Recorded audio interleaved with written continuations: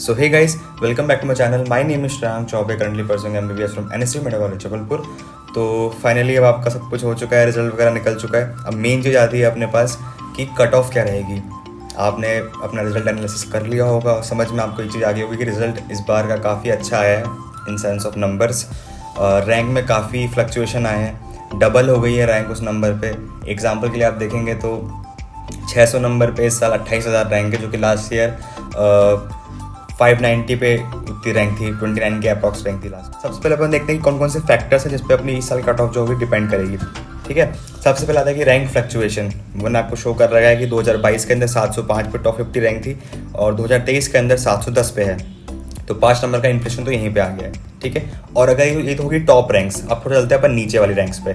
590 पे last year था अपने पास 29,000 रैंक अप्रॉक्सीमेटली, और इस साल है 600 नंबर पे 28,000 रैंक। तो आप देख लीजिए 10 नंबर में का डिफरेंस आ रहा है। ठीक है, तो ये हो गया जिससे कट ऑफ बढ़ेगी।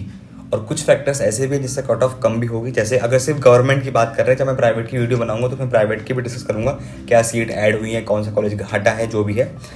तो अपन देखते हैं अगर इस साल एमपी की स्टेट काउंसिल में गवर्नमेंट के लिए तो जीएमसी सतना है वो ऐड हुआ है विद 150 सीट्स। ठीक है, एनएससी भी जबलपुर के अंदर जिसमें अभी मैं हूँ उसमें अभी रिसेंटली 250 सीट्स ऐड कर दी गई हैं। ठीक है, लास्ट ईयर तक वो 180 सीट्स थी, है ना। तो 70 अप्रॉक्सीमेट 75 सीट्स का इंक्रीमेंट यहाँ हुआ है ना। तो टोटल आप सीट देखेंगे तो 220 सीट का इंक्रीमेंट हुआ है इस साल एमपी स्टेट के अंदर।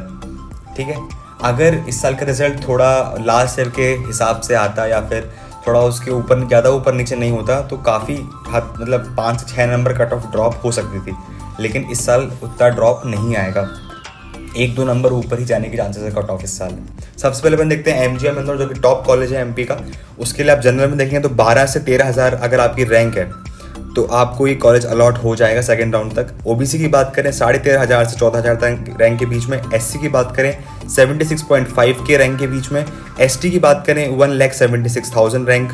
एंड ईडब्ल्यूएस 14 से 15,000 रैंक के बीच में आपको एमजीएम इंदौर इस साल अलॉट होने जा रहा है। जीएमसी भोपाल के अपन वगैरह बात करते हैं तो जनरल के लिए 17 से 18,000 रैंक पे क्लोज हो सकता है इस साल। ओबीसी के लिए 20,000 से लेकर 21,000 रैंक के बीच में क्लोज हो सकता है। एससी के लिए 91 से 92K के बीच में।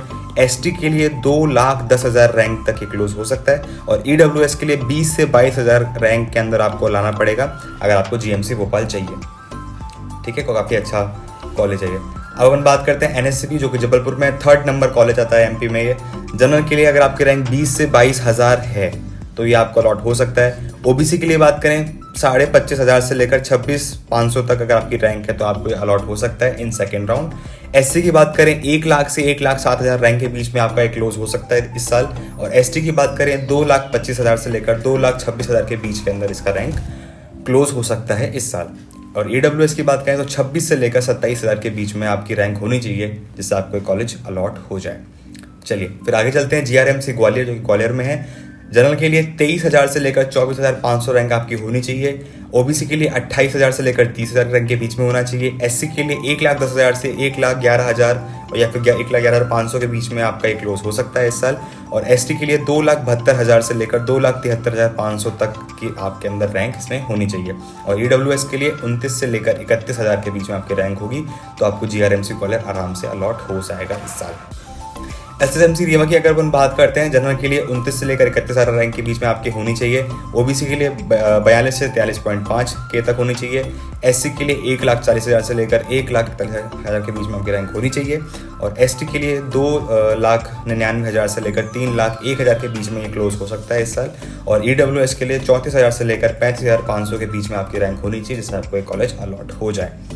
ठीक है, आगे बढ़ते हैं अपन बीएमसी सागर। ठीक है, जनरल के लिए 31,500 से लेकर 33,000 तक के बीच में इसकी रैंक होनी चाहिए। ओबीसी के लिए 41,000 से लेकर 42,500 के बीच में आपकी रैंक होनी चाहिए। एससी के लिए 1,35,000 से लेकर 1,36,500 आपकी रैंक होनी चाहिए। एसटी के लिए 2,81,000 से लेकर 2,83,000 तक आपकी इसमें रैंक होनी चाहिए। और ईडब्ल्यूएस के लिए 36,500 से लेकर 38,000 तक के बीच में आपकी इसमें रैंक होनी चाहिए।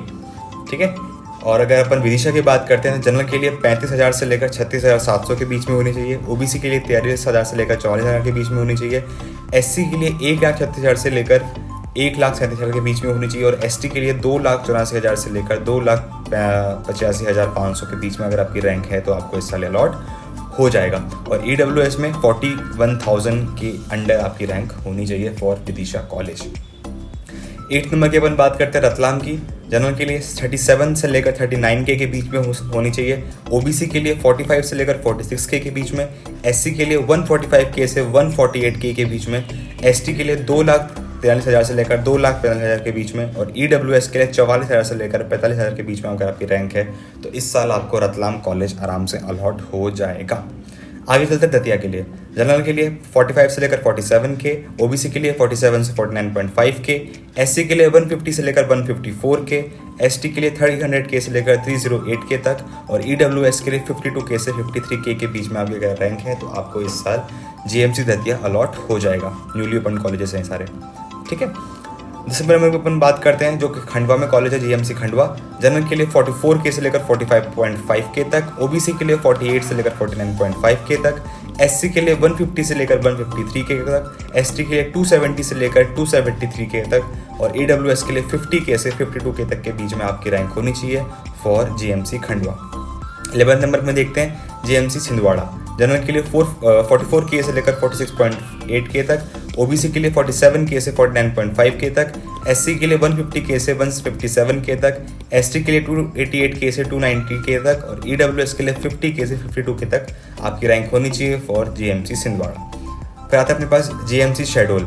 जनरल के लिए 45K से 49K तक, ओबीसी के लिए 49 से 51K तक, एससी के लिए 155 से 158K तक, एसटी के लिए 300 से 301K तक, और ईडब्ल्यूएस के लिए 52 से 54K तक आपकी रैंक होनी चाहिए for GMC Shahdol. Last college के बारे में देख लेते हैं जो कि अपना शिवपुरी, जो कि है जनरल के लिए 44K से 46.5K तक, ओबीसी के लिए 45K से 48K तक, एससी के लिए 153K से 155K तक, एसटी के लिए 293 से 294K तक, और ईडब्ल्यूएस के लिए 54,000 से 55,500 के आपके बीच में रैंक होनी चाहिए फॉर जीएमसी शिवपुरी, ठीक है।